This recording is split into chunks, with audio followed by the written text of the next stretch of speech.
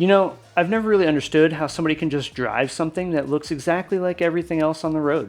I've never wanted to walk out of the grocery store, look out into the sea of silver SUVs and wonder which one's mine. So today we're going to take some small steps to make sure that that's not the case on the Giulia, and that every time I see this car, I definitely know that it's mine. And we're not doing anything crazy. This is just gonna be a few small tweaks to give this car just that little something visually. Now the Giulia is already a pretty unique car, and I don't think that I would necessarily lose it in a parking lot. And typically, my go-to exterior modifications to make something really feel like it's mine would be to throw some wheels on it and to lower it. And one of those things is probably definitely going to get done, but my problem is that the wheels on this car, I really like them. And when I was looking for them, I specifically was only looking at ones that had these specific wheels on it. The color against the blue with the yellow calipers just really works. But what we are going to do is add a little bit of flair and make this car's stance a little bit better, first without lowering it. Let's start simple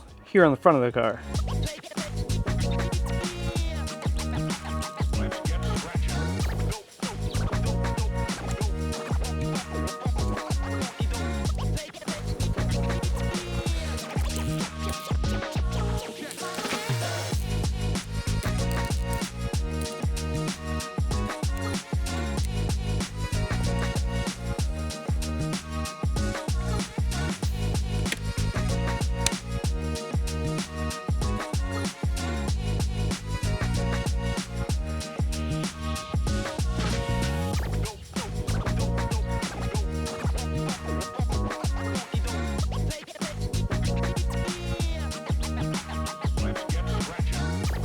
All right, now let's move to the back of the car. I'm thinking maybe like a carbon fiber GT style wing above the roof line.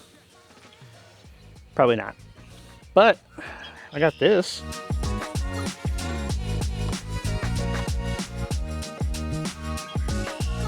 That'll add a little something.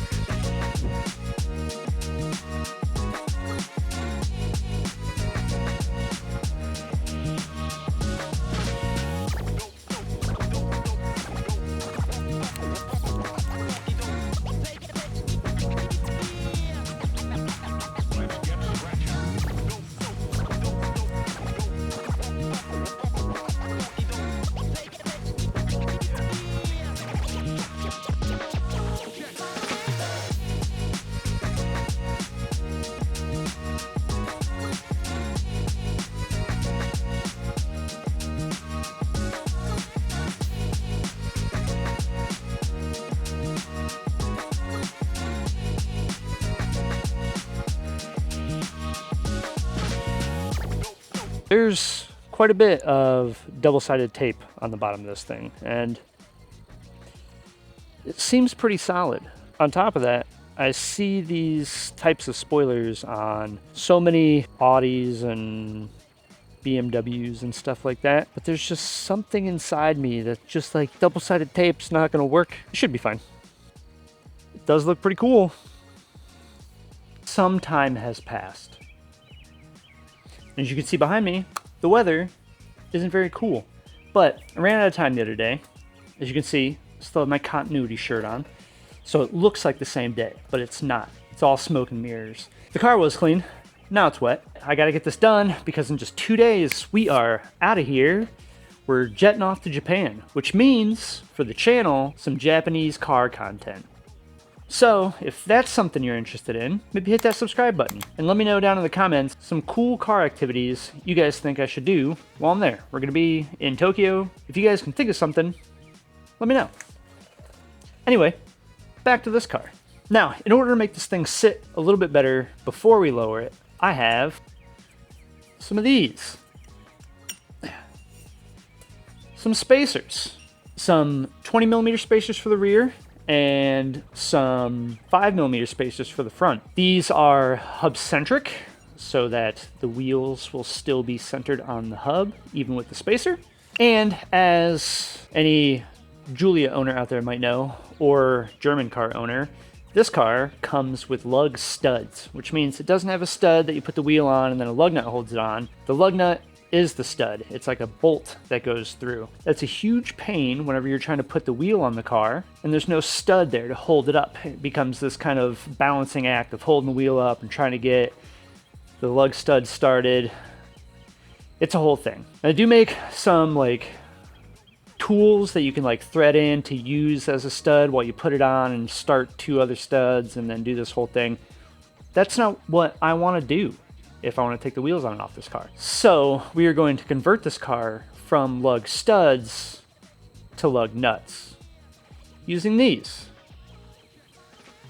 which is just a stud that you thread in and then it becomes what it is, a stud. But instead of being pressed in from the rear of the hub, it just threads into the hub. But I'm running out of daylight, so let's get started.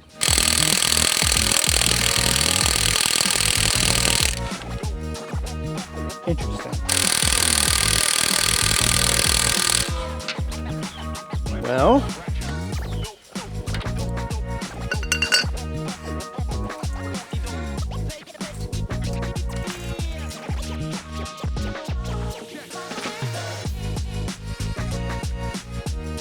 don't put your lug nuts that tight, kids.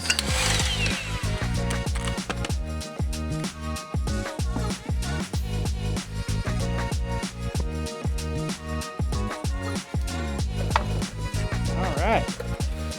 As you can see, there's no studs here because we have these guys, which are a stud and lug nut combined.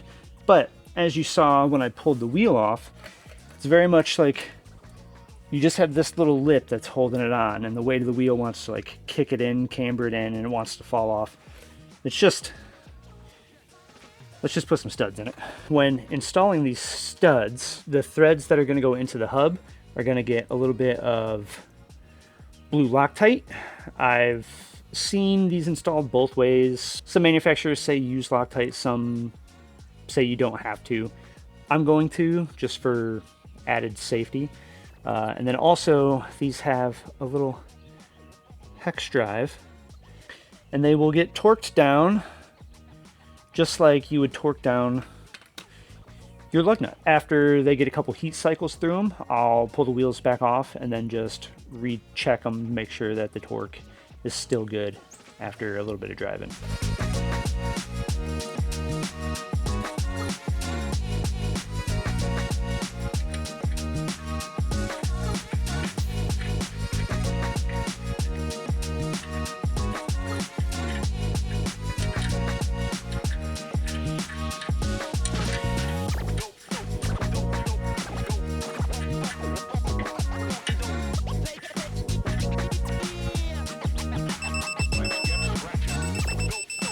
As you can see, because we're using spacers, these are extended studs. So they stick out just a little bit further to give you some more threads, even though you have a spacer on there.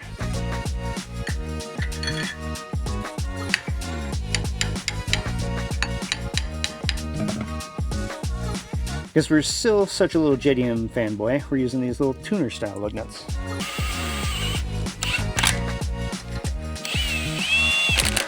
Those will get torqued down, but for now, I'm probably just gonna set the camera down, get these last 3 knocked out real quick, because I'm losing daylight.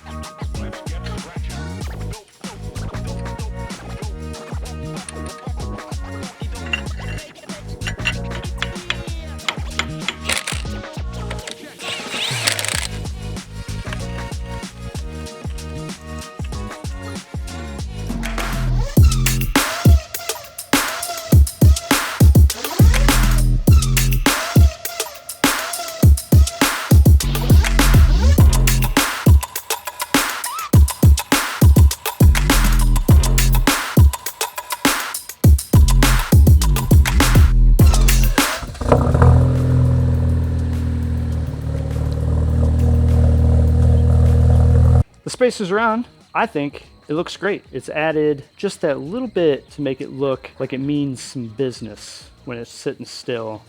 And I think widening the stance of this car just a little bit more in the rear, the fronts could have maybe used like a 10 mil. Overall, I think the small things that we've done today has made this car stand out just a little bit more and made it just a little bit more my personal vehicle, which is all I really wanted. So now, when I walk out of the grocery store, I'll know exactly which dark blue Alfa Romeo is mine. But maybe also it still needs more low.